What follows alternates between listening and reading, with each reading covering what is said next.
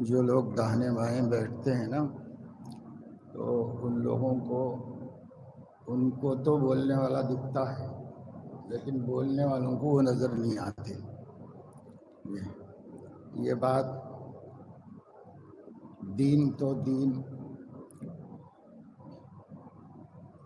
Science بھی کہتی ہے کہ جب کوئی آدمی مخاطب کرتا ہے تو اس کی آنکھ سے اور اس کے اشاروں سے کچھ شعاعیں نکلتی ہیں جو سامعین پر اس کی گفتگو کا اثر ڈالتی ہیں۔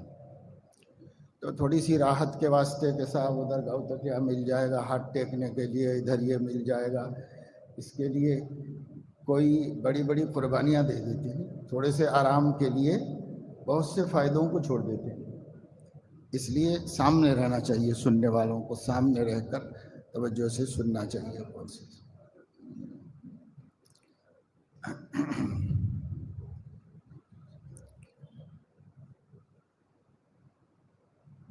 ابھی حافظ اسماعیل صاحب اعلان کر رہے تھے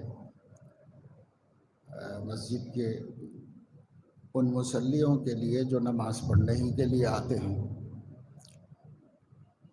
تو میرے ذہن میں ایسا ہے کہ وہ چونکہ کہیں کام کرتے ہیں اور تھک تھکا کے نماز پڑھنے آتے ہیں اور تھوڑی دیر لیٹ کر پھر اپنے کاموں میں چلے جاتے ہیں، سال بھر ان کا یہی معمول ہے۔ اب اس وجہ سے کہ یہاں اعتکاف کا سلسلہ چل رہا ہے تو منع کرنا تو ان کو مناسب نہیں ہے، البتہ وہ حضرات خود سے سمجھیں کہ دینی محفل ہے، آرام تو زندگی بھر ہوگا اور مرنے کے بعد ہمیشہ اللہ آرام دیں گے، لیکن تھوڑی ایثار اور قربانی سے کچھ دین کا علم حاصل ہو جائے گا، کچھ فائدہ ہو جائے گا۔ پتہ نہیں اتنے سارے اللہ کے بندے ہیں، ان بندوں میں کس کا اللہ سے کیا تعلق ہے ہمیں نہیں معلوم۔ حدیث میں آتا ہے کہ 40 آدمی جنازے پر نماز پڑھتے ہیں تو مغفرت کی امید ہے، اس لیے کہ 40 میں ایک تو اللہ کا نیک بندہ ہوگا، تو 400 میں 10 تو ہوں گے اللہ کے نیک بندے۔ تو اس وجہ سے ان مجلسوں سے فائدہ اٹھا لینا چاہیے۔ بسا اوقات اللہ کی رحمت کسی خاص بندے کی طرف متوجہ ہوتی ہے اور پھر جتنے وہاں ہوتے ہیں سب اس سے متاثر ہو جاتے ہیں۔ حدیث میں ہے کہ اللہ تعالیٰ کی نفحات کے جھونکے چلتے ہیں، یعنی اللہ کی خاص رحمت کی، کبھی جیسے ہوا کا جھونکا چلتا ہے نا، ہوا تو کنٹینیو رہتی ہے لیکن کبھی کبھی ایک جھونکا چلتا ہے، ایسے ہی اللہ کی رحمت تو سراسر ہے بندوں پر، کبھی کبھی خاص رحمت کا جھونکا چلتا ہے، چلتے رہتے ہیں، کب چلے گا نہیں معلوم۔ اس لیے اجتماعی اعمال میں ہم کو یہ فائدہ حاصل ہے کہ ہمارے ساتھ بیٹھے ہوئے لوگوں میں ہر آدمی کے نزدیک میں کیا ہوں، میں تو جیسا ہوں مجھے معلوم ہے، لیکن اتنے لوگ ہیں ان میں کون کیسا ہے مجھے نہیں معلوم ہے۔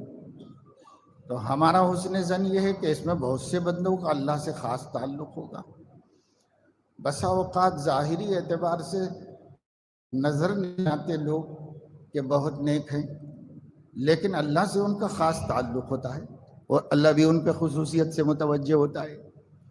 اس لیے ہم صورتوں، شکلوں، وضاقتہ کی بنیاد پر تو نہیں، باقی قلوب کے اعتبار سے کہ کس کا قلب اللہ سے کیسا ہے، کس بندے کو اللہ سے کتنی محبت ہے، وہ اللہ بہتر جانتا ہے، ہم نہیں جانتے۔ اس وجہ سے سب مومنین قابل احترام ہیں، اور بالخصوص جو ہمارے اس مسجد کے مصلی سال بھر بھی آتے ہیں، ظہر پڑھ لیتے ہیں، اور رمضان نہیں ہوتا تو ٹفن کھا لیتے ہیں، تھوڑی دیر لیٹ کے چلے جاتے ہیں، ان کی اس سہولت پر ہم کوئی پابندی نہیں لگا رہے ہیں، وہ اللہ کے گھر سے اس سہولت سے فائدہ اٹھا لیں، ہم تو خود مہمان ہیں اللہ کے گھر میں۔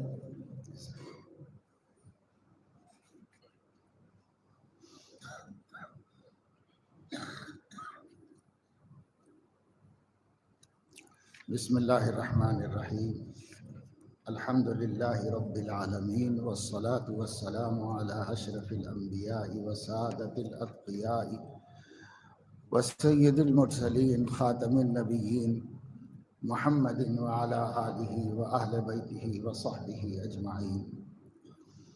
کل ہم نے دوپہر کی پہلی نشست میں آپ لوگوں کے سامنے قرآن کریم کی ایک آیت کے تحت مختصر مذاکرہ کیا تھا۔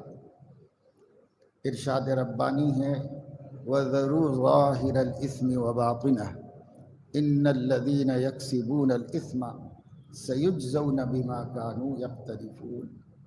اے میرے بندو، جو جسم کے ظاہری اعضاء سے گناہ ہوتے ہیں وہ بھی چھوڑ دو، اور جسم کے باطن یعنی دل سے گناہ ہوتے ہیں ان کو بھی چھوڑ دو۔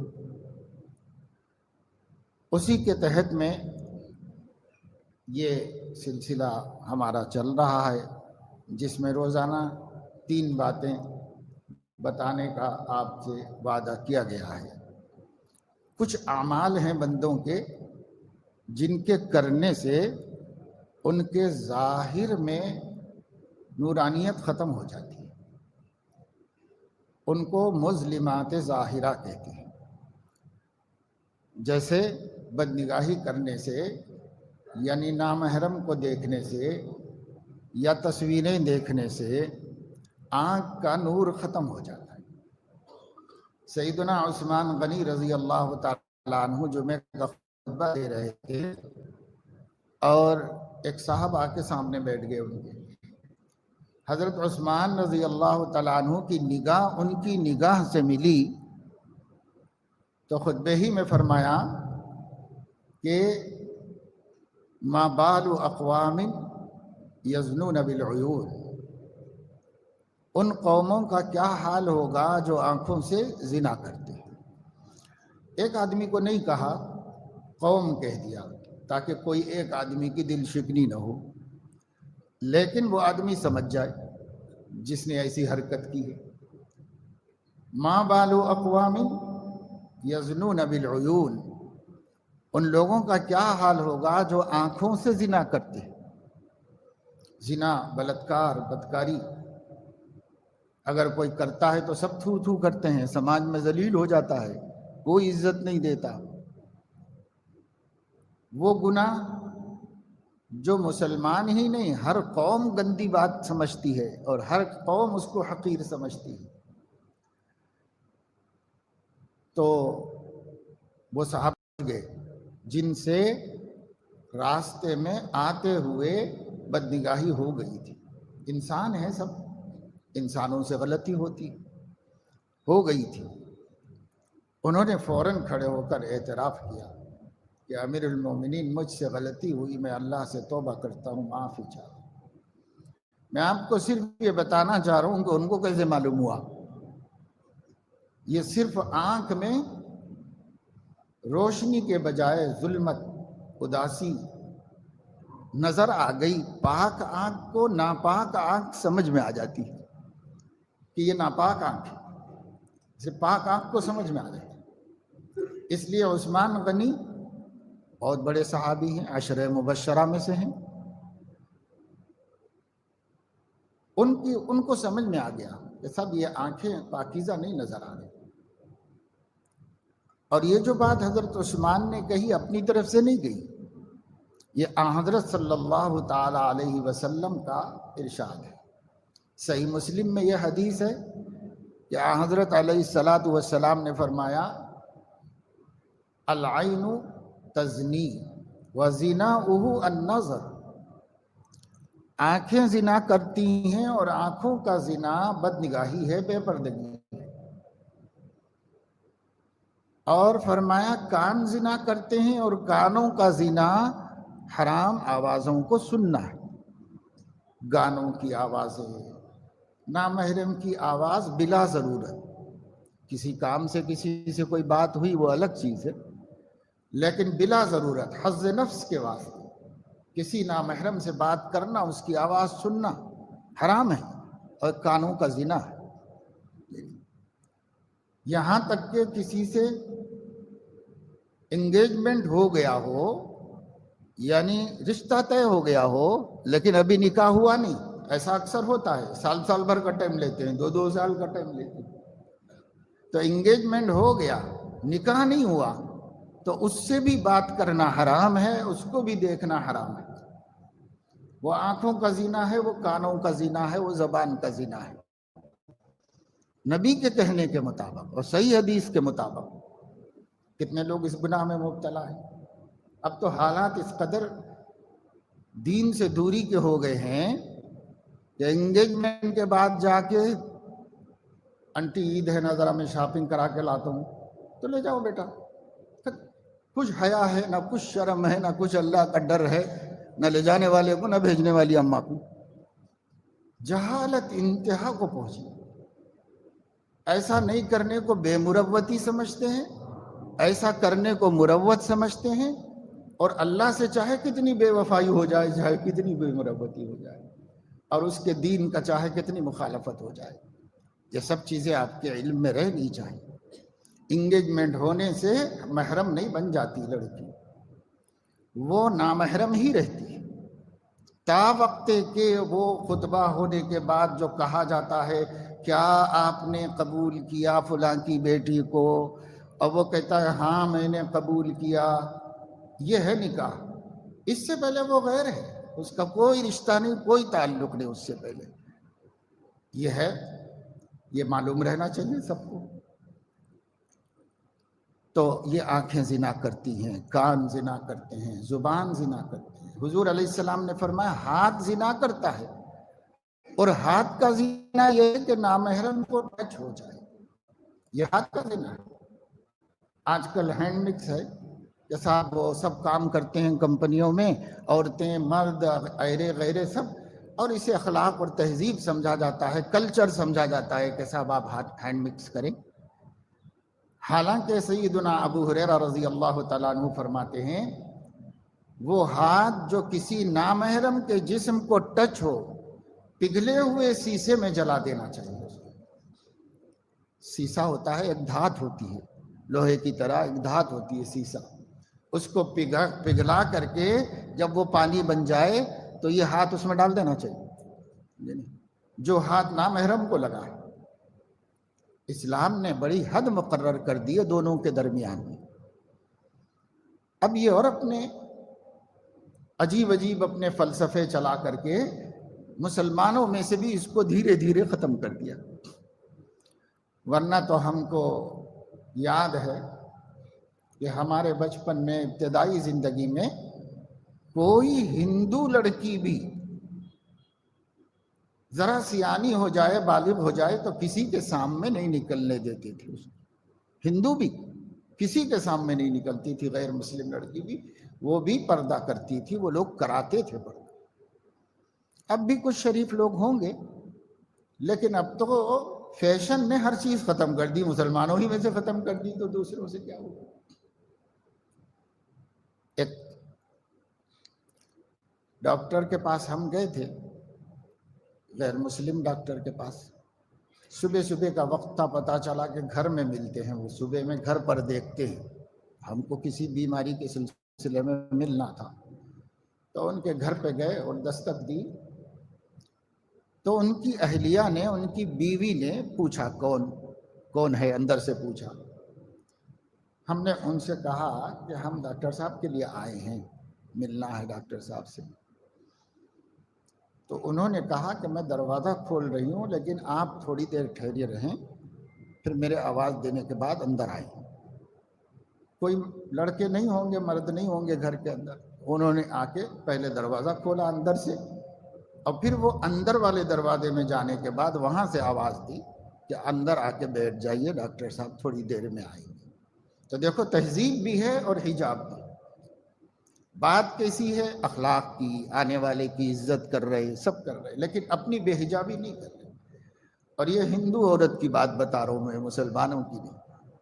مسلمانوں کا تو پردہ اٹھ ہی گیا، کیونکہ جب ہندوستان میں انگریز آئے اور انہوں نے حکومت قائم کی تو سب کو عیسائیت کی دعوت دینے لگے، تو بھارت کی دوسری قوموں میں لوگ عیسائی بننے لگے، مسلمان نہیں بن رہے تھے کوئی، ان کو ایک بھی نہیں ملا مسلمان جاہل نہ پڑھا لکھا جو عیسائی بننے تیار ہو، کوئی بھی دین بدلنے تیار نہیں، اب بھی نہیں بدلیں گے انشاءاللہ۔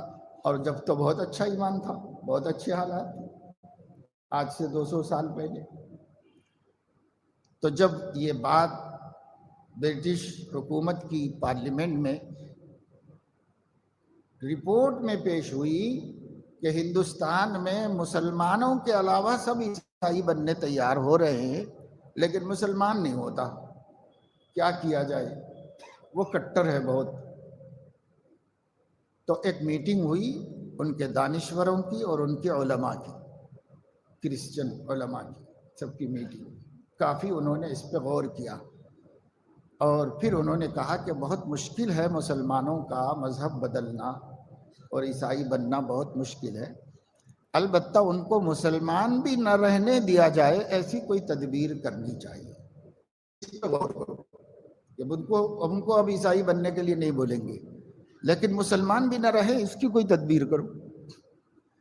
تو اس پر ڈسکشن ہوا، بڑی لمبی چوڑی بحثیں ہوئی، تو بعد میں 1 پوائنٹ فارمولا کے نام سے ایک فارمولا بنایا، 1 پوائنٹ فارمولا، کہے گا مسلم نہ رہے، اس کے لیے دھرم نہیں بدلیں گے لیکن مسلمان بھی نہ رہے۔ 1 پوائنٹ کیا تھا وہ؟ ایک نقطہ وہ یہ تھا کہ پردہ عورت کے چہرے پر سے ہٹا دو، قرآن کے چہرے پہ ڈال دو، بس اتنا کر لے۔ ان کے جو فادرز تھے جو دعوت کا کام کر رہے تھے ہندوستان میں، انہی کی حکومت تھی اور انہوں نے بہت سے مبلغین چھوڑ دیے تھے۔ کیا کام کرو؟ مسلمان کی چہرے پر سے پردہ ہٹاؤ، قرآن کے چہرے پہ ڈال دو، یعنی عورت بے پردہ ہو جائے، قرآن پردے میں چلا جائے۔ اس پہ انہوں نے محنت کی اور آج ہم یہ دیکھ رہے ہیں ہر مسلم عورت بے حجاب ہے اور ہر گھر میں قرآن پردے کے اندر ہے، کوئی کھولنے والا نہ، کوئی پڑھنے والا نہ، کوئی سمجھنے والا۔ اس کا نتیجہ یہ ہوا کہ ہم ٹھیک سے مسلمان بھی نہیں رہے، عیسائی بھی نہیں بنے، ٹھیک سے مسلمان بھی نہیں رہے۔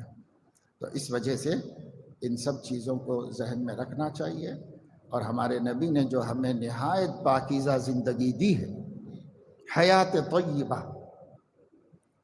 قرآن اس کو کہتا ہے حیات طیبہ، پاکیزہ زندگی جو ہمارے اللہ نے، ہمارے نبی نے ہم کو دی ہے۔ میرے عزیزو، ہم سب حیات طیبہ کا ارادہ کریں اور ہم چاہیں کہ ہم سب پاکیزہ زندگی گزاریں، اس سے اچھی کوئی زندگی نہیں ہے۔ خام خواہ ہم دوسری چیزوں کے چکر میں آ گئے، ہمیں دھوکہ دے دیا گیا، دھوکہ نہ کھاؤ، یہ طے کر لو کہ میرے نبی والی جو زندگی ہے وہی حیات طیبہ ہے، اور یہ بڑی پیاری زندگی ہے۔ کوئی ایسا کر کے دیکھے کہ ہاتھ کو گناہوں سے بچا لے، پیر کو گناہوں سے بچا لے، آنکھ کو، زبان کو، کان کو، دل دماغ کو، پھر اس کو دیکھو زندگی میں کتنا لطف آئے گا، اسے جینے کا جی چاہے گا۔ اب تو حالات ایسے ہیں کہ مرنے کا جی چاہ رہا ہے، لیکن جب وہ دین پہ چلے گا تو انشاءاللہ جینے کا جی چاہے گا کہ اور جی، اور اللہ کی بندگی کرے اور عبادت کرے۔ جیسے موسیٰ علیہ السلام نے تھپڑ مار دیا تھا نا ملک الموت کو، اور کہا تھا کہ کائے کے لیے میری روح نکالنے آیا، ایک تھپڑ لگا، وہ اللہ کے حضور حاضر ہو گیا۔ اس نے کہا اللہ پاک وہ آپ ایسے آدمی کے پاس بھیجے جو مرنا ہی نہیں چاہتے، وہ مرنا نہیں چاہتے، میں جا کے روح نکالنے گیا تو مجھے ہی ایک کھانی پڑی ان کی، کیونکہ فرشتہ جو ہے جب کسی کے پاس آتا ہے تو انسانی شکل میں آتا ہے، انسانی شکل میں آئے۔ اللہ تعالیٰ نے فرمایا کہ موسیٰ سے کہو میرے پیارے نبی سے کہ وہ ایک بیل کی کھال پر ہاتھ رکھ دیں، ان کے ہاتھ کے نیچے جتنے بال ہوں گے ان کی زندگی میں اتنے سال بڑھا دوں گا میں، جتنے بھی آ جائیں، ہزاروں لاکھوں جتنے بھی آ جائیں اتنے سال بڑھا دوں گا۔ انہوں نے آ کے پیشکش کی، حضرت موسیٰ نے پوچھا پھر کیا ہوگا؟ تو کہا کہ پھر روح نکالی جائے گی اور اللہ کے پاس حاضر ہونا پڑے گا۔ تو کہا کہ جب بھی مرنا ہے تو ابھی مرتے ہیں، تیار ہیں ہم، بالکل نکال لو ہماری روح، ہے نا۔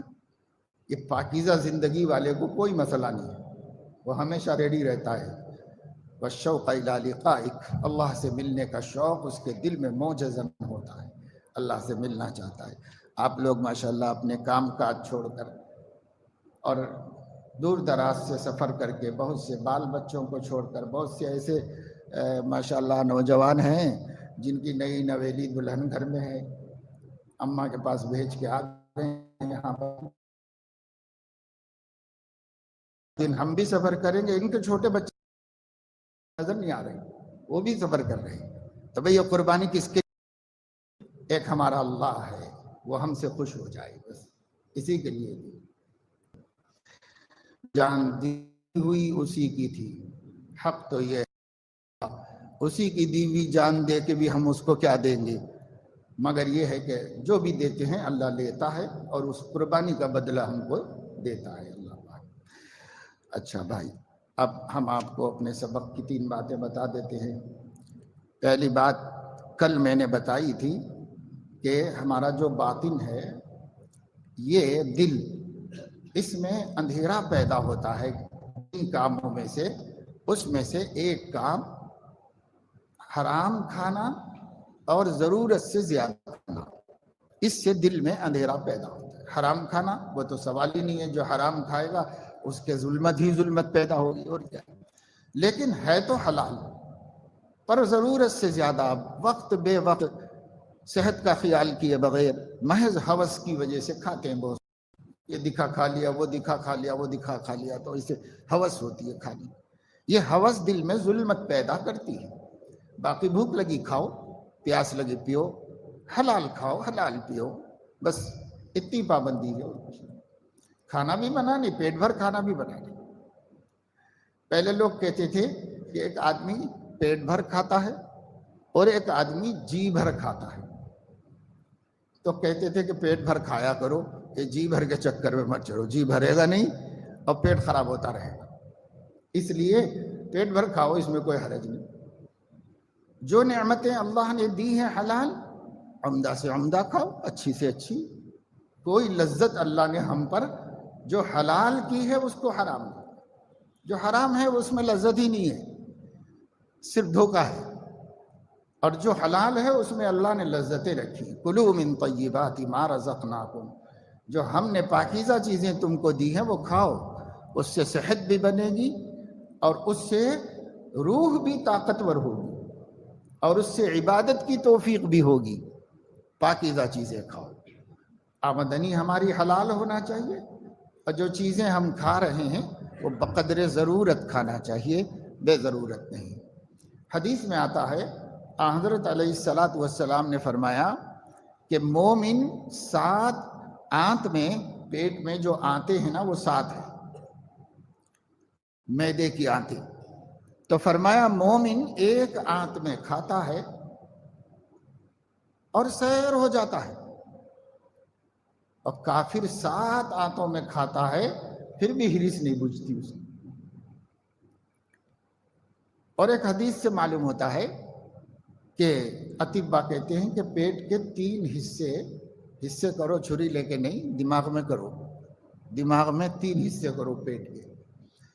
ایک حصہ کھانے کے واسطے، اور ایک حصہ پانی کے واسطے، اور ایک حصہ وہ سانس کے چلنے اور چکی کے گھومنے کے واسطے۔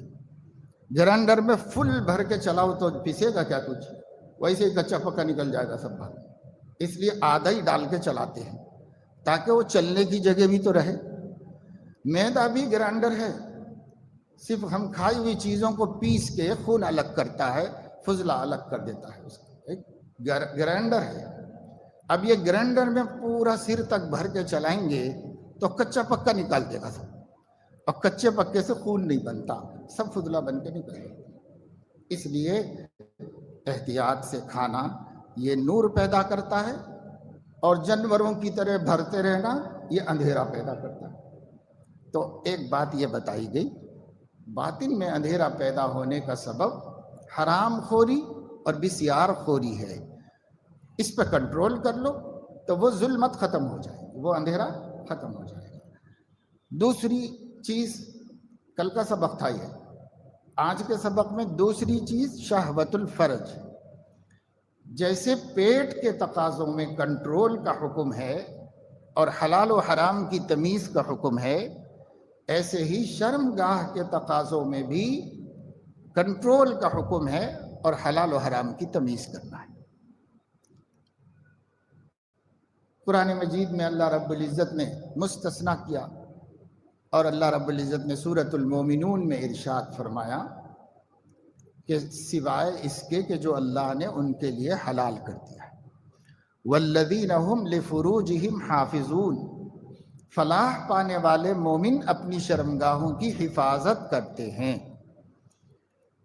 الا علی ازواجہم او ما ملکت ایمانہم فانہم غیر ملومین، سوائے ان کی بیویوں کے۔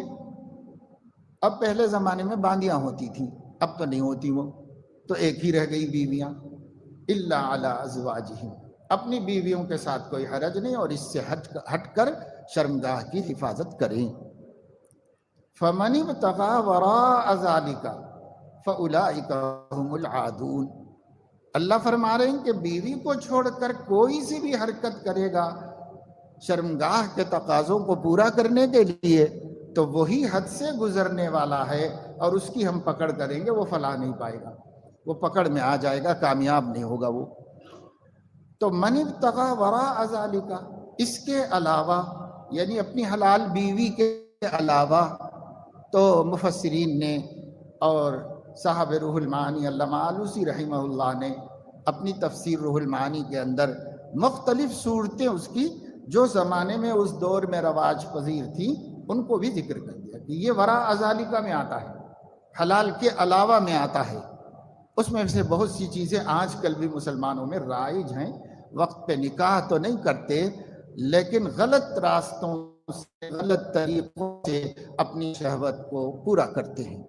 اب وہ کوئی سی بھی شکلیں ہوں، کوئی سی بھی صورتیں ہوں، وہ سب کی سب حرام ہیں، اللہ نے حرام کر دی ہیں، صرف بیوی کو حلال کر دیا، ہننا لباس لکم وانتم لباس لہم۔ تو دوسری چیز جو ظلمت پیدا کرتی ہے، ناجائز طریقے سے شرمگاہ کے تقاضے پورے کرنا۔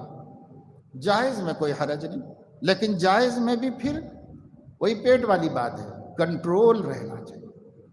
حد سے زیادہ اگر جائز میں بھی انسان اپنی قوت کو ضائع کرے گا تو اس کی صحت جوانی ہی میں بڑھاپے کی آ جائے گی، جوانی میں بوڑھا ہو جائے گا، اس لیے اس پہ کنٹرول ہونا چاہیے۔ اور اگر جوانی میں بوڑھا نہیں بھی ہوا، جوانی ساتھ دیتی رہی، تو جب بڑھاپا آئے گا تو کھوسٹ ہو جائے گا، کام نہیں کر سکے گا، عبادتیں نہیں کر سکے گا، اپنی زندگی کے لیے محنتیں نہیں کر سکے گا۔ تو یہاں بھی وہی دو باتیں ہیں، حرام ذریعے سے خواہش نفس پوری نہ کی جائے اور حلال میں قابو رکھا جائے، حلال میں حد سے تجاوز نہ کیا جائے، پھر دل میں روشنی ہی روشنی۔ تو آج کے سبق میں یہ ہے، کل کا سبق تھا کہ پیٹ کے تقاضوں کو حرام سے پورا مت کرو اور حد سے زیادہ پورا مت کرو۔ آج کا سبق ہے شرمگاہ کے تقاضوں کو حرام سے پورا مت کرو اور حلال میں ضرورت سے زیادہ، حد سے زیادہ مت پڑو، کہ اس سے صحت بہت گر جائے گی، بہت کمزور ہو جاتا ہے انسان۔ اطباء کہتے ہیں، یعنی میڈیکل سائنس کے ماہرین کہتے ہیں کہ انسان جو 3 مرتبہ کھانا کھاتا ہے، مختلف غذائیں کھاتا ہے، وہ غذائیں کافی کھانے کے بعد ان ساری غذاؤں سے خون کا ایک قطرہ بنتا ہے۔ روٹی کھائی، چاول کھائے، اور جو ہم کھانے کی چیزیں ہیں جو محض ٹیسٹ ہے اس سے کچھ نہیں بنتا، جو واقعی غذا ہے اس سے خون بنتا ہے۔ تو دن بھر کے کھائے ہوئے سے ایک قطرہ خون کا بنتا ہے، اور 40 خون کے قطروں سے ایک قطرہ منی کا بنتا ہے۔ اگر اس کو یوں ضائع کرتا رہے گا تو وہی قوام زندگی ہے پوری جان اور جسم کو قائم رکھنے کی وہی قوت ہے، وہی قوت برباد کریں گے تو کیسے آدمی طاقتور رہ سکتا ہے؟ اس لیے کمزور ہو جاتا ہے۔ بعض لوگ جگہ جگہ نظر آتے ہیں، آج کل کارٹون بنا کے بھی ڈالتے ہیں سوشل میڈیا کے اوپر کہ ایسی بری عادتیں جن کو پڑ گئیں وہ مجنونوں کی طرح، شرابیوں کی طرح فٹ پاتھ پہ بیٹھے ہوئے ہیں، یہاں وہاں بیٹھے ہوئے ہیں، ذلیل ہیں، رسوا ہیں، چہرے کو دیکھتے ہی سمجھ میں آ جا رہا ہے کہ صاحب سب کچھ لٹا دیا، اب سوائے ہڈی پسلی کے کچھ بھی نہیں ہے اس کے اندر، ہے نا؟ یہ سب چیزیں اسلام نے سکھائی ہیں۔ ہم آپ کو اعتکاف میں مسجد میں بیٹھ کر کوئی غیر اسلامی بات نہیں کہہ رہے ہیں، یہ سب باتیں اسلام نے سکھائی ہیں، ہمارے نبی نے سکھائی ہیں۔ ہمارے لوگ تانا دیتے تھے، حضرت سلمان فارسی سے ایک یہودی نے کہا، واہ واہ واہ واہ ماشاءاللہ کیا نبی ہیں آپ کے، پیشاب کو کیسا جانا، طہارت کیسا لینا، یہ سکھانے کے لیے آئے ہیں، تو چڑھایا ان کو۔ تو حضرت سلمان فارسی بالکل متاثر نہیں ہوئے، انہوں نے بہت فخر سے کہا، ہاں ہمارا نبی ایسا ہے، یعلمنا کل شیء حتی القراءہ، ہر چیز ہمارا نبی سکھاتا ہے، پیشاب کیسا کرنا، طہارت کیسے لینا وہ بھی سکھاتا۔ تو اس نے شرمندہ کرنے کے لیے کہا، انہوں نے فخر سے قبول کیا اس کو۔ تو ہمارے نبی وہ ہیں جو کام ماں کو کرنا چاہیے، باپ کو کرنا چاہیے، وہ بھی ہمارے نبی نے سب سکھا دیا۔ آپ اس سے ہمارے نبی کی رحمت کا اندازہ کرو۔ بہت باتیں ہیں لیکن ایک مثال دے رہا ہوں کہ حضور علیہ السلام نے فرمایا کہ کوئی بندہ اپنے گھر کی ایسی چھت پر نہ سوئے جس چھت کو ریلنگ نہ ہو، ریلنگ نہیں ہے، پورا کھلا چھت ہے، ایسی چھت پہ مت سو، ہو سکتا ہے کبھی نیند میں لوٹ پوٹ ہو کے نیچے گر جاؤ بھائی، اس لیے مجھے ڈر لگ رہا ہے۔ پوری امت کو میں نے بتا دیا ہے، پوری امت کو ہدایت دی، جس چھت کی منڈیر نہیں اس پہ مت سو۔ تو ان کی ذمہ داری ہے کیا؟ یہ نبی کی ذمہ داری ہے یہ بتانا، وہ تو آخرت بتانے کے لیے آیا ہے۔ لیکن محبت کو کیا کریں؟ محبت آدمی کو بے چین کرتی، وہ ٹوکتے رہتے، وہ بولتے رہتے، نبی نے بول دیا۔ فرمایا کہ کوئی آدمی اپنے جوتے میں پیر جوتا جھٹکے بغیر نہ ڈالے۔ ہو سکتا ہے کہ اس نے کوئی کیڑا ویڑا جا کے بیٹھ گیا ہو اور تمہارے پیر ڈالتے ہی وہ تمہیں ڈنگ دے، ڈس دے، نبی کو ڈر لگا کہ کہیں کسی امتی کو تکلیف نہ ہو جائے، تو آپ نے نصیحت فرمائی ایسا موزہ مت پہنو جس کو جھٹکے بغیر مت پہنو، اور جوتے میں بھی جھٹکے بغیر پیر مت ڈالو، اسے ذرا جھٹک لو۔ قرآن نے ان کے بارے میں کہا، عزیز جو چیز تم کو تکلیف دیتی ہے نبی کو برداشت نہیں ہے، امت کی تکلیفیں نبی کو برداشت نہیں ہے۔ ایسے کریم رؤوف نبی ہے جنہوں نے ہم کو ہر چیز بتائی اور ہر چیز میں ہمیں ہماری خیر خواہی کی، ہماری دنیا بھی اچھی گزرے، ہماری آخرت بھی۔ تو دیکھو دو باتیں کل کی مظلمات میں سے ایک یعنی آموختہ بھی ہو گیا اور آج کا آپ کا سبق بھی ہو گیا، دونوں باتیں ہو گئی۔ اب دوسرا سبق ہے منورات کا۔ یہ تو اندھیرے سے بچانے کا طریقہ ہے، دل میں اندھیرا نہ پیدا ہو، اس کے لیے یہ کام کرنے ہیں، جن میں سے دو ہو گئے۔ دل میں نور بھی پیدا کرنا، کل میں نے آپ کو بتایا تھا کہ رات کا چلا جانا کافی نہیں ہے، دن کا آنا بھی ضروری ہے۔ اسی طریقے سے ظلمت کا گھٹنا کافی نہیں ہے، نور کا پیدا ہونا بھی ضروری ہے، دل میں نور پیدا ہو جائے۔ تو اب نور کیسے پیدا ہوگا؟ تو کل ہم نے آپ کو بتایا تھا، پہلی بات کل کا آموختہ ہے التوبۃ والانابہ، توبہ کرتے رہنا، اللہ کی طرف رجوع کرتے رہنا، اللہ پاک کا استحضار رکھنا۔ ایک ہمارے اللہ ہیں، ہمیں دیکھ رہے ہیں، ہمیں کوئی ایسا کام نہیں کرنا چاہیے جو انہیں اچھا نہیں لگتا، ہم اس کے بندے ہیں، وہ ہمارا مولا ہے اور ہماری نگرانی برابر کر رہا ہے، اس لیے ہم کہاں جائیں، کہاں چھپ کے نافرمانی کریں، کوئی جگہ نہیں چھپنے کے واسطے۔ اس لیے پھر بھی کبھی انسان ہے غلطی ہو جاتی ہے، اتنی کوشش کرنے سے بہت بچ جاتا ہے، بہت حد تک بچ جاتا ہے جو یہ خیال دھیان رکھتا ہے کہ میرا اللہ مجھے دیکھ رہا ہے۔ لیکن پھر بھی انسان ہے، ٹھوکر لگے گی، کہیں غلطی کرے گا، کوئی غلط کام، کوئی بات نہیں، اللہ نے اس کا متبادل رکھا ہے، اور وہ ہے فوراً توبہ کرنا، توبہ میں دیر نہیں کرنا، فوراً توبہ کرنا۔ انما التوبۃ علی اللہ للذین یعملون السوء بجہالۃ ثم یتوبون من قریب فاولئک یتوب اللہ علیہم۔ پرانے گناہوں کی بھی کر سکتے ہیں، اللہ نے اس کی بھی گنجائش رکھی ہے، لیکن صحیح طریقہ یہ ہے کہ پرانا ہونے ہی کیوں دیا گناہ کو، اسی وقت توبہ کرنا چاہیے۔ جیسے غلطی ہوئی ویسے ہی توبہ کرو۔ شروع میں ہمارا نفس لوامہ رہتا ہے، یعنی بہت شرمندہ کرتا ہے گناہ کے بعد، ہم اس کی قدر نہیں کرتے تو پھر وہ نفس امارہ بن جاتا ہے، یعنی گناہوں کی طرف لے جاتا ہے، گناہوں ہی کی طرف لے جاتا ہے۔ اس لیے فوراً رجوع کرنا۔ یہ تو کل کا سبق۔ آج کا سبق کیا ہے؟ الصبر والشکر۔ یہ صفتیں پیدا کرو۔ توبہ کی صفت پیدا ہو گئی، اب صبر و شکر کی دو ملا کے اس لیے بیان کیے جاتے ہیں کہ دونوں جڑواں بھائی ہیں، اس لیے الگ الگ نہیں کرتے، جوڑ دیتے ہیں۔ صبر کو شکر، شکر صبر، دو ایک دوسرے کے ساتھ جوڑ دیتے ہیں۔ الصبر والشکر۔ صبر کسے کہتے ہیں؟ نفس کو اس کے ناجائز تقاضے سے روکنا۔ مثلا نماز کے لیے اذان ہو گئی اور وہ نماز کے لیے جانے کو تیار نہیں ہو رہا، کچھ نہ کچھ بہانے کر رہا، تو اس کو روکنا وہ باتوں سے اور مسجد کو لے جانا، اس کو کہتے ہیں صبر۔ اسی طرح سامنے کوئی گناہ کا تقاضا آ گیا، نفس کہہ رہا یہ گناہ کریں گے، تو آپ کو روکنا، نہیں کرنے دوں گا، اور نفس کو روکنا، اس کو کہتے ہیں صبر۔ اسی طریقے سے کوئی حالت ایسی پیش آ گئی جو ہم نہیں چاہ رہے تھے، اللہ کی طرف سے ہو گیا ویسا، تو اللہ کی طرف سے سمجھ کر راضی ہو جانا، اسے قبول کر لینا۔ ان تین چیزوں کو صبر کہتے ہیں۔ نمبر ایک، صبر علی الطاعت، نیکی کرنے کے لیے نفس کے ہیلے بہانوں سے اس کو روکنا۔ نمبر دو، الصبر عن المعصیت، گناہ سے بچنے کے لیے نفس کو کنٹرول کرنا، لگام لگانا، روکنا اس کو۔ نمبر تین، الصبر عند المصیبہ، کوئی مصیبت آ جائے تو اللہ کے خاطر اس کو گوارا کر لینا، اس پر برداشت کر لینا کہ اللہ کا فیصلہ ہے، ہم اس کو قبول کر لیتے ہیں۔ تو مصیبت پر صبر کرنا، نیکی کی ہمت کرنا، گناہ سے بچنا۔ نفس کو ہر جگہ روکنا پڑتا ہے، جب ہم اس کو روکیں گے تو اس کا نام ہے قرآن میں صبر، اس کو صبر کہتے ہیں۔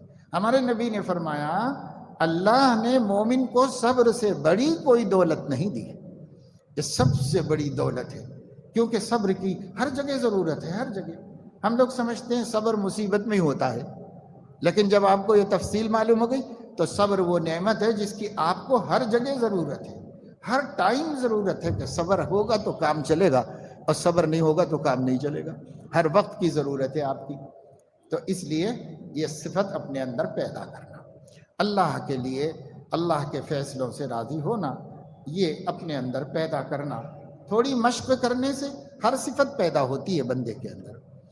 الصبر کا بھائی ہے شکر، یعنی ہر حال میں اللہ کا شکر ادا کرو، نعمتیں سوچتے رہو، شکر کی توفیق ہوگی۔ ہم لوگ کیا کرتے ہیں، جو چیز نہیں ہے وہ بہت سوچتے ہیں کہ یہ نہیں، ہمارے پاس یہ نہیں ہے، یہ نہیں ہے، وہ رہنا تھا، یہ رہنا تھا، اس پر ہی پورا فوکس رہتا ہے، اس لیے شکر کی توفیق بہت کم ہوتی ہے۔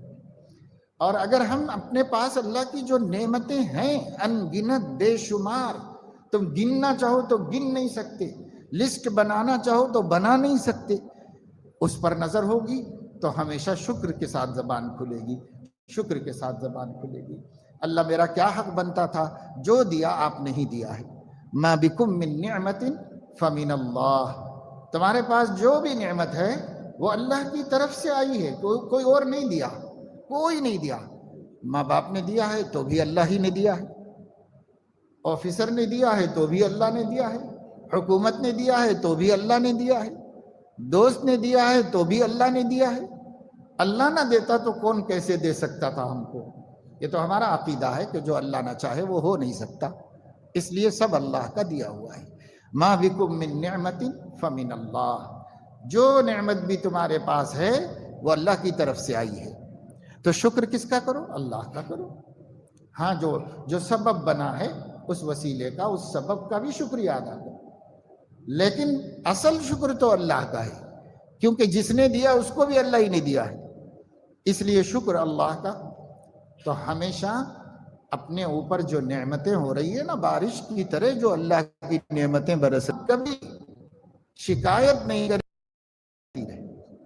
مومن کی زبان پر شکایتیں نہیں آتی، مومن کی زبان پر شکر ہی ہے، شکر ہے، شکر ہے، اللہ ہر حال میں تیرا شکر ہے۔ حضور علیہ السلام بعض مصیبت کے موقعوں پر یہ کہتے تھے، الحمدللہ علی کل حال، ہر حال میں بھی پھر اللہ کا شکر ہی ہے، الحمدللہ۔ کسی کو مصیبت میں دیکھتے، بیماری میں دیکھتے، پریشانی میں دیکھتے تو فرماتے تھے الحمدللہ الذی عافانی مما ابتلاک بہ، اللہ کا شکر ہے کہ اس نے مجھے محفوظ رکھا اس مصیبت سے جس میں تجھے مبتلا کیا۔ اس کو سنا کے نہیں بولتے تھے، اپنی حد تک بول لیتے تھے، اس بندے کو اللہ نے جس مصیبت میں اب مجھے محفوظ رکھا، شکر اللہ کا، الحمدللہ، اللہ کا شکر ہے۔ بیت الخلاء سے نکلتے تھے تو الحمدللہ الذی عافانی غفرانک، الحمدللہ الذی عافانی، اللہ تیری بخشش کا طلبگار ہوں، آپ کا شکر ادا کرتا ہوں، مجھے آپ نے اس گندگی سے بچا لیا جو گندگی بے چین کر رہی تھی مجھے اندر۔ کوئی بھی شریف آدمی ہوگا یا کوئی بھی انسان ہوگا تو جب تک اس کے اندر غلاظت رہتی ہے اس وقت تک اس کو ایک قسم کی بے چینی ہوتی ہے، طبیعت میں تکدر ہوتا ہے، انشراح نہیں ہوتا۔ پیشاب کا تقاضا آ رہا تو کیسی بے چینی ہوتی ہے ہر شخص سمجھ سکتا ہے، بڑی ضرورت کا تقاضا ہو رہا ہے کیسی بے چینی ہوتی ہے، بلغم جمع ہو گیا ہے کیسی بے چینی ہوتی ہے، ناک بھر گئی ہے کتنی بے چینی ہوتی ہے، آنکھ میں میل ہے کتنی بے چینی ہوتی ہے، طبیعت کا سکون ختم ہو جاتا ہے۔ اور جب اللہ اس سے نجات دیتے ہیں تو پھر طبیعت کو سکون مل جاتا ہے۔ اس لیے ایک بہت بڑے عالم دین نے فرمایا کہ اسلام میں جو دو لفظ ہیں، نجاست، طہارت، نجاست ناپاکی کو کہتے ہیں، طہارت پاکی کو کہتے ہیں۔ نجاست اور طہارت اسلام کی ڈکشنری کے دو ایسے الفاظ ہیں کہ کسی بھی قوم کی لینگویج میں اس کا ترجمہ نہیں ہے، کسی بھی زبان میں اس کا ترجمہ نہیں ہو سکتا۔ سرسری طور پر آپ نیٹنس یہ وہ کچھ تو بھی بول لے سکتے ہیں، مگر وہ ہے نہیں اس کا حقیقی ترجمہ۔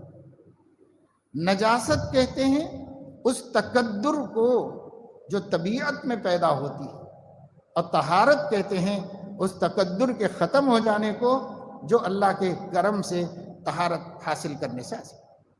ایک آدمی کو احتلام ہو گیا، نہانے کی حاجت ہو گئی، طبیعت میں ایک قسم کی بے چینی رہتی ہے۔ ان لوگوں کو چھوڑ دیجئے جو گندگیوں میں رہنے کے عادی ہو گئے ہیں، ان کو چھوڑ دیجئے، لیکن پاک رہنے والے کو بے چینی شروع ہو جاتی ہے۔ اور جب وہ نہا لیتا ہے تو اسے ایسا لگتا ہے کہ ایک ایک انگ، ایک ایک رونگٹے میں سکون آ گیا ہے، ایسا محسوس ہوتا ہے۔ اسی طرح وضو کا تو یہ نجاست طہارت کا فلسفہ کسی قوم میں نہیں ہے، ان کے ہاں صفائی ستھرائی کا ہے، لیکن نجاست طہارت کا کچھ نہیں ہے، وہ صرف اسلام میں، یہ مسلمان کو ملی ہوئی دولت ہے۔ اسی لیے الطہور شطر الایمان کہا گیا، الطہور شطر الایمان، یہ جو طہارت ہے اسلامی آدھا ایمان ہے۔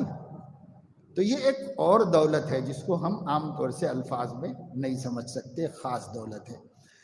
تو بہرحال شکر کی صفت پیدا کریں، ہر حال میں اللہ کا شکر ادا کریں۔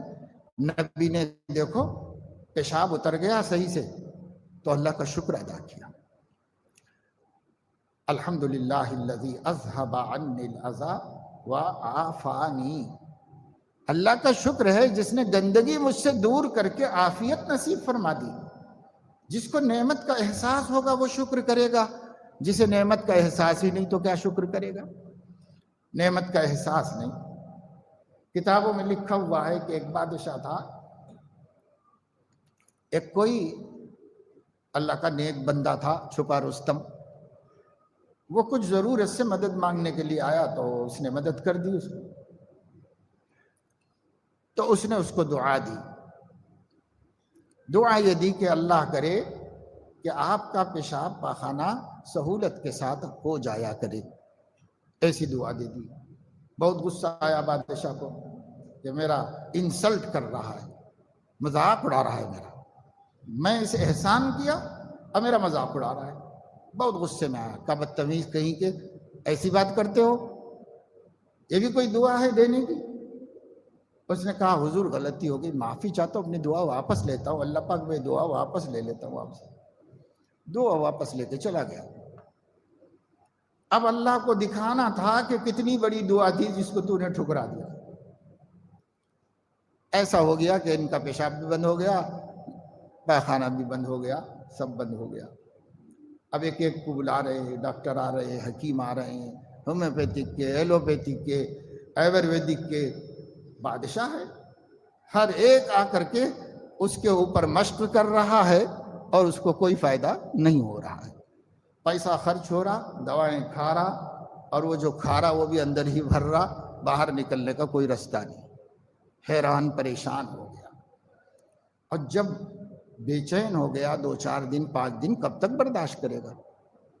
تو تڑپ تڑپ کر دن رات یاد آیا اس کو کہ کسی بندے نے مجھے دعا دی تھی، کم سے کم اس کی دعا تو مل جائے تو اچھا ہے، کہاں ہے وہ بندہ؟ ڈھونڈو بھئی، ایک آدمی ایسے ایسے شکل شباہت کا تھا ہمارے شہر میں، کہاں رہتا ہے، ڈھونڈ کے لاؤ اس کو۔ تو اس کو لے کے آئے، پولیس ڈھونڈی، مل گیا کہیں بیچارہ، وہی رہتا تھا اسی شہر میں، اس کو لے کے آئے۔ کہا حضور کیا حکم ہے میرے لیے؟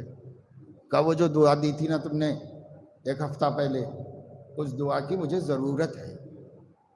اس نے کہا کہ حضور اس وقت تو میرا دل خوش ہو گیا تھا تو میں نے کر دی تھی آپ کے لیے دعا، اور اب تو میں ایسے نہیں کروں گا، اگر آپ اپنی آدھی حکومت میرے لیے لکھ دیجئے تو میں کر دوں گا یہ دعا۔ کاغذ قلم لاؤ بھائی، یہ بلا سے تو نجات مل جائے گی، لاؤ۔ اس نے کہا کہ ویسے تڑپ کے مرنے کے بجائے اچھے ہو جانا بہتر ہے، دے دو آدھی حکومت اس کو۔ اس نے دعا کی کہ اللہ پاک اس کا پیشاب عافیت سے اتار دیجئے، آپ ہی کے حکم سے سب ہوتا ہے۔ تو پیشاب ہو گیا اس کا، سکون ہو گیا۔ بولا اور تھوڑا باقی ہے کام، کہ باقی آدھی لکھ دو۔ تو باقی آدھی بھی لکھوا لیا۔ اس کے بعد ان کی ضرورت بھی پوری ہو گئی۔ پھر اس نے وہ پیپر اس کے سامنے پھینک دیا کہ مجھے اس کی ضرورت نہیں ہے، کہ اللہ تجھے دکھانا چاہ رہا ہے کہ تیرے پورے ملک کی بادشاہت ایک پیشاب ایک پاخانے کی قیمت ہے، بس اس سے زیادہ کچھ بھی نہیں، اور اللہ نے ہمیں فری میں دے رکھی ہے، ہم کو ضرورت نہیں ہے اس کی، لے جاؤ تمہاری حکومت تم ہی رکھ لو۔ اللہ اکبر! اللہ کی ایک ایک نعمت ایسی ہے کہ جس کی قیمت نہیں ہے، ہم غور نہیں کرتے، غور کریں تو سمجھ میں آئے گا۔ اسی لیے تفکر و تدبر کو افضل العبادت کہا گیا ہے، غور کرنے کی عادت ہونی چاہیے آدمی کو، یہ افضل العبادت ہے، یہ عبادت ہے ہی نہیں ہمارے اندر۔ تو خیر اس کا نمبر اخیر میں آ رہا ہے تفکر تدبر کا، پہلا۔ دوسرا نمبر صبر و شکر ہے، نعمتوں میں غور کرو، شکر کی توفیق ملے گی۔ ہم کتنی نعمتوں میں ہیں، یہاں بھی دیکھ لو کتنی نعمتیں ہیں ماشاءاللہ، ذرا تقابل کر کے دیکھو، حیدرآباد شہر میں کتنے لوگ ہیں، کیا ان کو افطاری میں اتنی چیز مل رہی ہے جتنی ہم کو مل رہی ہے؟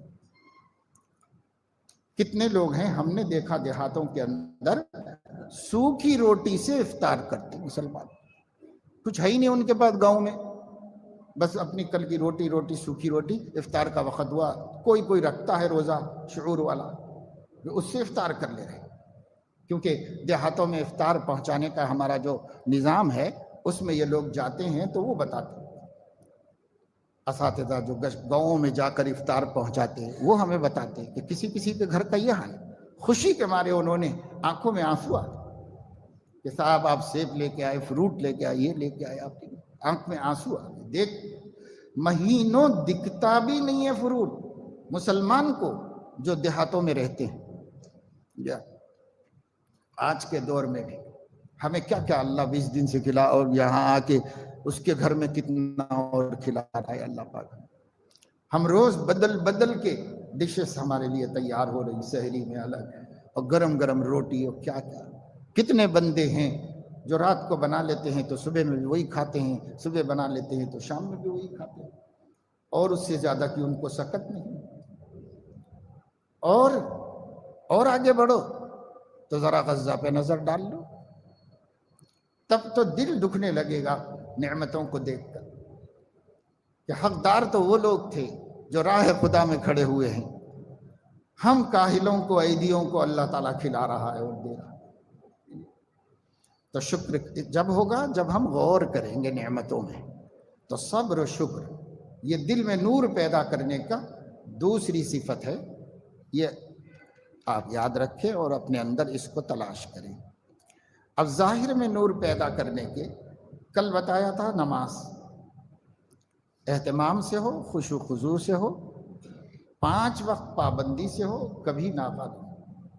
ایسے پابندی کے ساتھ ہم کو نماز پڑھنے کا اہتمام کرتے رہنا چاہیے. ایک صاحب کوئی مجھے آج بتا رہے تھے کہ گزشتہ پورا سال گزر گیا رمضان سے اب تک ایک دن بھی ایسا نہیں گزرا کہ نماز میں ایک پارہ قرآن پڑھنے کی توفیق نہیں ہوئی. ایک دن بھی نہیں گزرا پورے 360 دن، اور پھر یہ 20 دن. جب آدمی ارادہ کرتا ہے، اللہ سے مدد مانگتا ہے، تو کیا نہیں کر سکتا؟ ایک بزرگ نے مجھے بتایا جن کی عمر 60 برس سے بھی زیادہ ہو گئی کہ جس دن جوانی میں تہجد پڑھنا شروع کیا تھا، اب اتنی عمر گزر گئی 40 برس کی کم سے کم، ایک دن بھی ناغہ نہیں ہوئی تہجد. اور جس کی تہجد ناغہ نہیں ہوئی اس کی فرض نماز کیسے ناغہ ہوگی بھائی؟ تہجد تو نفل ہے. جس کی تہجد ناغہ نہیں اس کی فرض کیسے ناغہ ہوگی؟ تو دیکھو اللہ کے بندے کوشش کرنے والے اس دور میں بھی ہیں. ایسا نہیں کہ پرانے قصے کتابوں میں لکھے ہوئے ہیں. ہم لوگ کہاں کر سکتے بھئی یہ زمانے میں، یہ نفس کا بہت دھوکہ ہے. اس زمانے میں بھی ہیں اللہ کے بندے، نوجوان بچے پڑھے لکھے کام کر رہے ہیں، نوکریاں کر رہے ہیں، کمپنیوں میں ہیں، ایک نماز نہیں چھوٹتی، اور اللہ تعالیٰ تقوی طہارت کے ساتھ ان کی زندگی گزر رہی ہے. تو ہی اگر نہ چاہے تو باتیں ہزار ہیں. ہم چاہیں تو سب ہو سکتا ہے. اللہ نے ہمیں اس کی طاقت عطا فرمائی. تو وہ نماز والی. آج کا کیا سبق ہے؟ زکوٰۃ. قرآن مجید میں شاید تقریباً 80 مقام پر یا اس سے بھی زیادہ اللہ نے جہاں نماز کی بات کی وہاں زکوٰۃ کی بات کی. دونوں لفظ ایک ساتھ، اقیموا الصلاۃ وآتوا الزکاۃ. اقیموا الصلاۃ وآتوا الزکاۃ جوڑ کر ہی لاتا ہے اللہ تعالیٰ. اس لیے زکوٰۃ کے معنی ہے پاک کرنا. کس کو پاک کرنا؟ 2 چیزیں پاک ہوتی ہیں. اللہ کے نام پر دینے سے 2 چیزوں میں پاکی آتی ہے. ایک ہمارا مال پاک ہو جاتا ہے. زکوٰۃ نہیں نکالیں گے تو زکوٰۃ ملی رہنے کی وجہ سے ناپاک رہے گا ہمارا مال، بے برکت رہے گا. جب اس میں سے زکوٰۃ الگ کر دیں گے اور حقدار کو دے دیں گے تو مال پاک ہو جاتا ہے. دوسرے، اسی کے ساتھ فوراً ہمارا دل بھی پاک ہو جاتا ہے بخل کی نحوست سے. بخل کی گندگی سے ہمارا دل بھی پاک ہو جاتا ہے. تو زکوٰۃ اس کا نام کیوں رکھا؟ زکوٰۃ عربی زبان میں پاکیزگی کو کہتے ہیں. کیا پاک ہوتا ہے؟ اپنا مال پاک ہوتا ہے غریب کے حق سے، اور اپنا دل پاک ہوتا ہے مال کی محبت سے. یہ ہے زکوٰۃ کے بڑے فائدے. اور نہیں ادا کرنے کا سخت گناہ. وَلَا يَحْسَبَنَّ الَّذِينَ يَبْخَلُونَ بِمَا آتَاهُمُ اللَّهُ مِنْ فَضْلِهِ هُوَ خَيْرًا لَهُمْ بَلْ هُوَ شَرٌّ لَهُمْ سَيُطَوَّقُونَ مَا بَخِلُوا بِهِ يَوْمَ الْقِيَامَةِ. لوگوں جو اپنے مال میں زکوٰۃ ادا کرنے میں بخل کر کے، اب اتنے پیسے کون خرچہ کر دینا بھائی، رہن دو، بڑی محنت سے کمائے تو رکھ لیا، نہیں دیا زکوٰۃ. وہ یہ نہ سمجھے کہ یہ ایسا کرنا اس کے لیے خیر ہے، بلکہ یہ اس کے لیے شر ہے. کیا شر ہے؟ جب قیامت میں آئے گا تو وہ مال جس کی زکوٰۃ نہیں نکالا تھا، اس مال کو دوزخ کی آگ میں تپا کر اس کے گلے میں ڈال دیا جائے گا. اور اگر آدمی ایک بات سوچ لے تو اس کے لیے زکوٰۃ آسان ہے، خیرات آسان ہے، پیسہ خرچ کرنا بہت آسان ہے۔ وہ کیا بات؟ آگے اللہ نے فرمایا وَلِلَّهِ مِيرَاثُ السَّمَاوَاتِ وَالْأَرْضِ۔ کہیں اللہ قرآن میں کہتا ہے وَلِلَّهِ مُلْكُ السَّمَاوَاتِ وَالْأَرْضِ، کہیں کہتا ہے وَلِلَّهِ مِيرَاثُ السَّمَاوَاتِ وَالْأَرْضِ۔ ملکیت کیا ہے؟ عام فہم سمجھنے کی بات بتا رہا ہوں۔ ملکیت کیا ہے؟ جو آپ کو آپ نے کما لی، آپ کو مل گئی، آپ نے کما کے جمع کر لیا، آپ کی ملکیت ہے۔ اور میراث کیا ہے؟ جب آپ کے کسی بڑے کا انتقال ہو گیا، اس نے جو مال کمایا تھا وہ مال آپ کو مل گیا، تو اس کو میراث کہتے ہیں۔ یعنی مالک کے مرنے کے بعد ملنے والا مال میراث ہے، اور مالک کا مال اس کی ملکیت ہے۔ اب دیکھو اللہ دو باتیں قرآن میں کہتا ہے جگہ جگہ، للہ ملک السماوات والارض، زمین آسمان کے سارے خزانوں کی ملکیت اللہ کی ہے، یعنی شروع سے اللہ ہی مالک ہے اس کا۔ یہاں فرما رہا وَلِلَّهِ مِيرَاثُ السَّمَاوَاتِ وَالْأَرْضِ، تو یہ کہہ رہا کہ دیکھو ان سے ان کو ملا، ان سے ان کو ملا، ان سے ان کو ملا، کوئی لے کے تو نہیں گیا، سب چھوڑ کے ہی گیا۔ تو ایک سے ایک کو ملتے ملتے ملتے ملتے جب آخری بیاچ انسانوں کا مرے گا تو وہ دنیا میں سب رہ جائے گا، وہ بھی چلے جائیں گے۔ اب کس کا ہے مال؟ تو اللہ کا ہے۔ تو ملکیت بھی اللہ کی ہے، میراث بھی اللہ کا ہو جانے والا ہے یہ سب۔ اب اس کے مال میں تم بخل کر کے کیا کماؤ گے بھائی؟ اس لیے بخل مت کرو، خیرات کرو، دو اللہ کے نام پہ، دل خوشی سے دو، جتنا دو گے۔ ایک بات اور دھیان میں رکھ لیجئے، بڑے بڑے اطمینان اللہ نے ہمیں دلائے۔ اللہ تعالیٰ فرمانے وَمَا تُنْفِقُوا مِنْ شَيْءٍ فَهُوَ يُخْلِفُهُ وَهُوَ خَيْرُ الرَّازِقِينَ، تم کچھ بھی خیرات کرو گے تو وہ لوٹ کے تمہارے ہی پاس آئے گا، لوٹ کے تمہارے ہی پاس آئے گا۔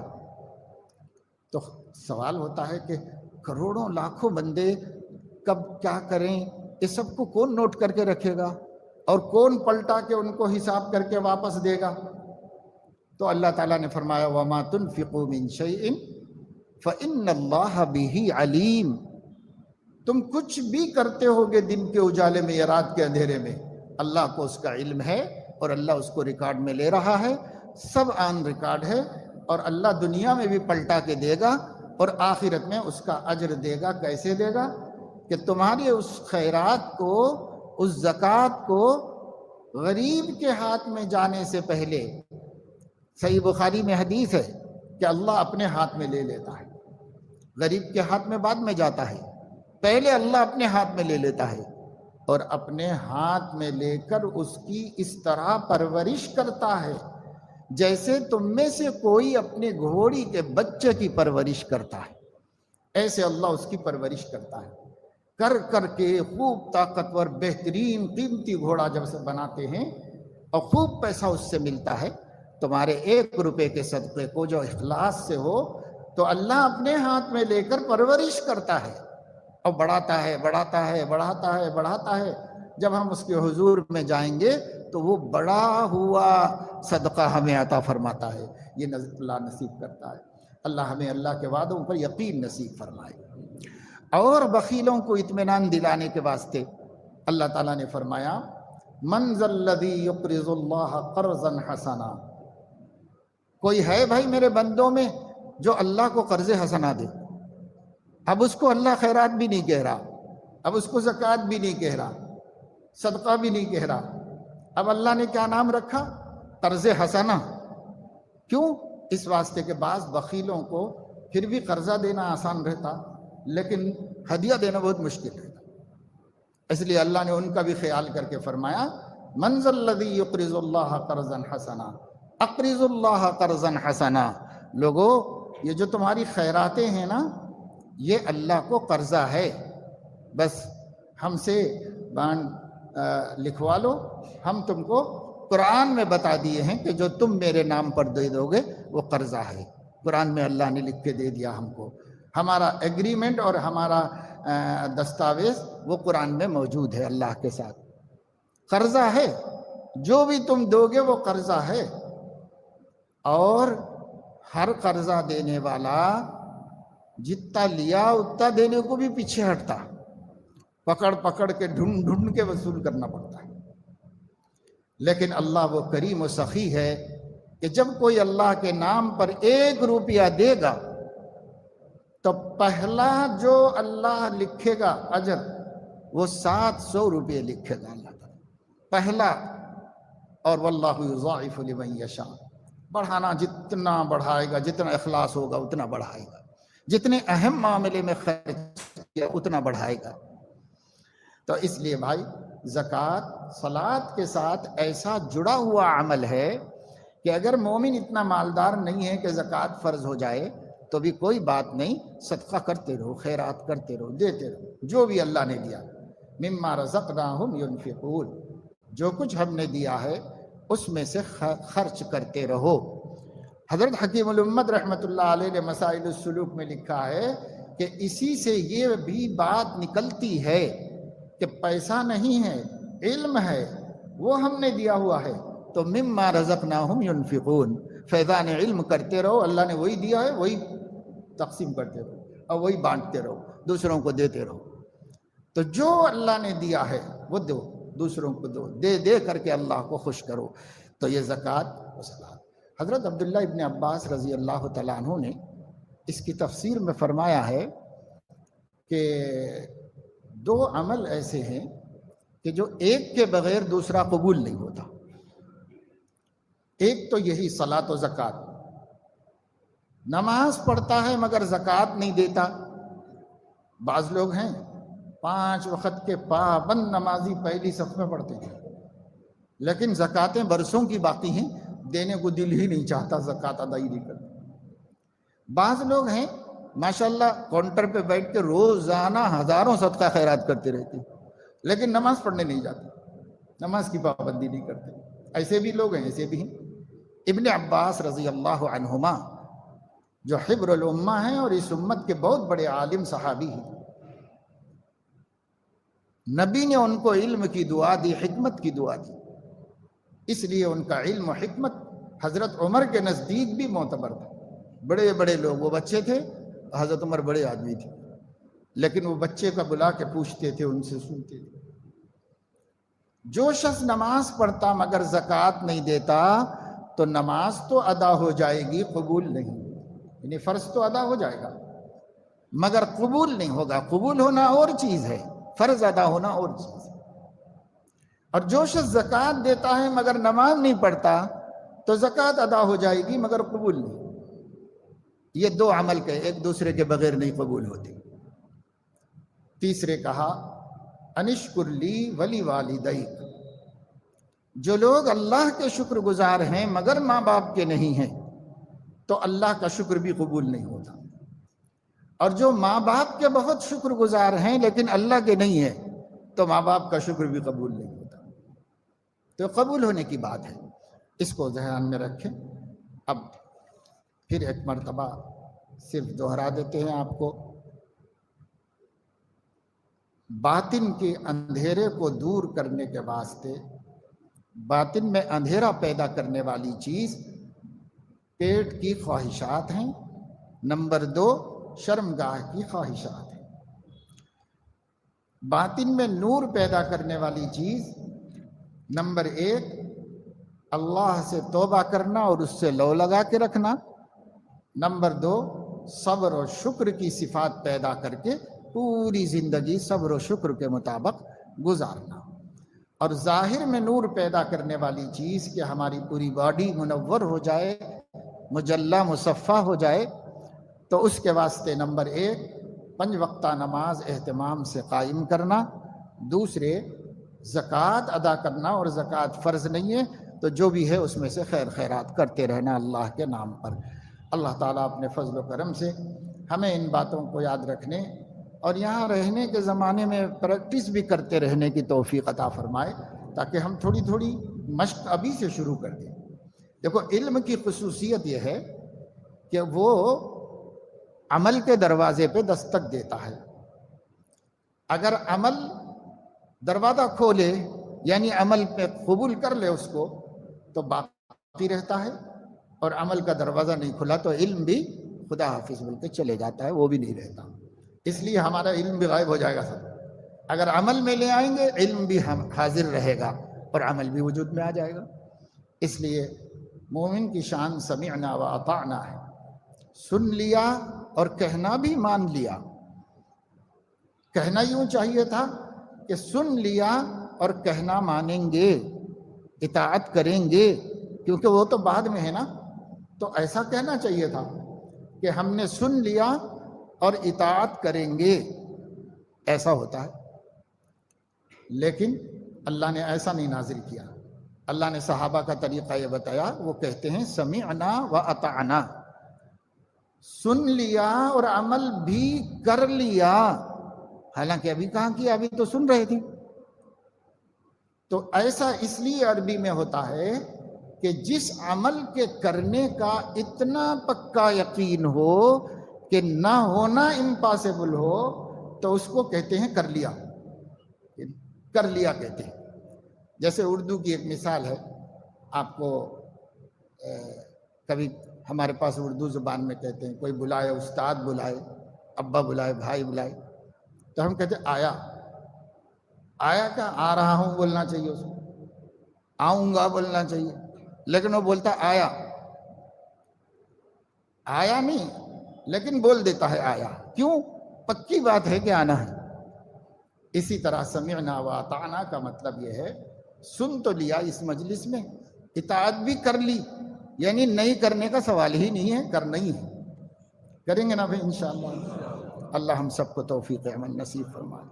سبحانک اللہم و بحمدک اشہد ان لا الہ الا انت استغفرک و اتوب الیک۔ ایک مسئلہ ذہن میں آیا، شروع میں بتانا چاہیے تھا، وہ یہ ہے کہ جو لوگ